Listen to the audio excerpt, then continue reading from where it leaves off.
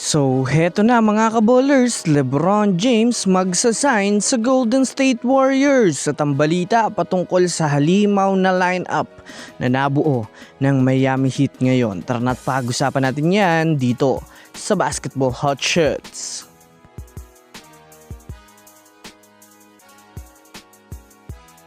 Una nga muna tayong dumako mga kabowler sa balita patungkol sa halimaw na lineup na nabuo ng Miami Heat. Well, kanina lang nga po mga kabowlers matapos opisyal lang ibinalita ni Shams Charania na kasalukuyan na nga pong itinrade na ng Milwaukee Bucks si Giannis Antetokounmpo at Bobby Portis Jr. sa Miami Heat kapalit ni Tyler Hero, Kelly Ware, Jaime Jaquez Jr., Kasparas Hakushionis na may kasamang 3 first round picks, 1 pick swap, and 1 second round pick.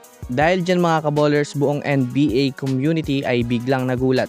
Dahil na rin naman sa nakabuo na naman nga po ang Miami Heat ngayon ang panibagong lineup na maaaring makipag-compete sa kampyonato. Well, dahil dyan mga kabowlers, mayroon na ngang Bam Adebayo at Giannis Antetokounmpo na magpapasiklab sa susunod na season. Samahan mo pa mga kabowlers ng pagkakaroon nila ng Andrew Wiggins, Bobby Portis at Davion Mitchell sa starting 5. Kaya masasabi natin mga kabowlers sa sobrang lupet nga talaga ng kanilang nabuong lineup ngayon. Kahit naman nga po si Dwayne Wade ay excited na mapanood ang Miami Heat next season dahil kung susumadahin nga natin, isa nga sila ngayon sa may pinakamalakas na lineup na nabuo sa Eastern Conference. Samantala, pumunta naman tayo mga kabowlers sa balita patungkol sa maaaring pag-sign ni LeBron James sa Golden State Warriors.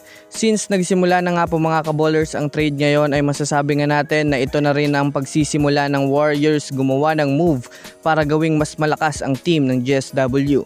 Para nga sa kaalaman ng lahat, wala na nga pong balak pa ang Lakers na bigyan si LeBron James ng mataas na kontrata at hindi na rin committed na panatilihin pa itong si LeBron James sa Lakers. Kaya dito na nga po mga kabowlers mas uminit ang usap-usapan na lumipat na itong si LeBron James sa Warriors gayong mayroon na nga pong kontrata ang GSW na inihanda sa kanya. Bukod pa dyan, tumanggi na rin naman ang kanyang anak na si Bronny James sa offer ng Los Angeles Lakers na kung susumadahin nga natin mga kabowlers, mayroong balak na talaga ang mag-amang James na lumipat na ng ibang kupunan. Inaasahan na nga ngayon ang maaaring pagpayag ni LeBron James na pumanig na sa GSW upang matupad na din ang pangarap ng mga fans na matuloy ang kanilang pagkakampi ni Stephen Curry kaya talagang kaabang-abang ito ngayon mga kabowlers.